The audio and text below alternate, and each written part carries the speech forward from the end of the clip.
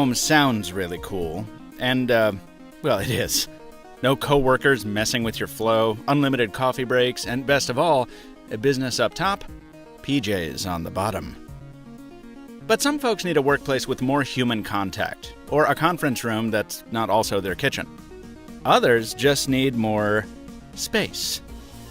I'm Michael Fisher, and I spent a week at the newest co-working office in Boston.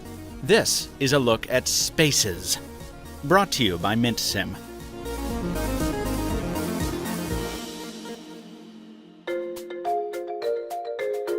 Spaces is a contemporary take on co-working, the use of an office by people who are self-employed or working for different employers to share equipment, ideas, and knowledge. So, it's a kind of corporate commune, but like way cooler than that makes it sound. Practically speaking, the equipment sharing is handy. I mean, I don't want to buy or maintain my own copy machines, and it's nice to have someone else making the coffee and buying the hummus. But the fun part for me is the people. At a typical office, most everyone you see is working for the same company. At a place like Spaces, everyone does something different. In my week there, I met software developers, advertising people, lawyers, direct mailing folks, and at least one artist. Now, I was visiting this location right at the start of its life, so while I wasn't able to capture as much of the community feel as I'd like, it was already starting to come together by the time I wrapped up. While Spaces has a lot of locations across the US, this particular one spans 3 stories of an office building on Boston's capital of window shopping, Newbury Street. And you know, that address turns out to be surprisingly important. When I talked to some of the early tenants about why they chose co-working instead of a more conventional office, a little over half of them mentioned the location as a central factor.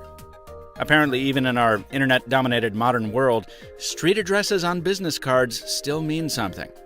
For more traditional businesses, it's preferable to invite someone to a meeting in a place like this, rather than a coffee shop. And if the tchotchke-stocked faux living room spaces just won't do for you, conference rooms are available in a variety of styles, and they come equipped with the usual accoutrements, like widescreens and whiteboards. And of course, people will always need their own spaces. So in addition to the communal nooks and lobbies, the location I visited offers 90 private offices with locking doors and 390 dedicated desks for rent across its 3 floors. Now, private is somewhat generous in that the walls are glass. And while the sound insulation is good, it's not great. If you're more into the open workplace kind of thing, you can save some scratch by opting for a desk only. You get 1 workstation, 1 locker, and access to the public areas too. Spaces calls this area the Business Club. If you follow me on Twitter or Periscope, you may recall my hunt for studio space when I was launching Mr. Mobile last year, and at one point I was tempted by another co-working company called WeWork. I liked its atmosphere, and I loved the restored factory it was built in. Spaces on Newbury is decorated very nicely as well. I shot the AT&T push-to-talk video in here, and I'm really pleased with the end result. But ultimately, Mr. Mobile ended up in a more traditional commercial building, and the main reason for that was floor area. I needed a lot of it, and co-working outfits aren't exactly competitive at first glance. At Spaces on Newbury, desks start at $525 a month, while office rentals start at $750 a month. And conference rooms go for $10 per person per hour. There are a ton of packages available.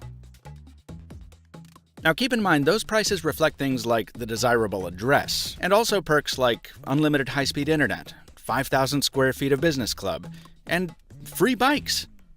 When you combine that with 24/7 access, a flexible contract term, and exposure to all kinds of people across different fields, it's easy to see why some folks prefer co-working. Back to work.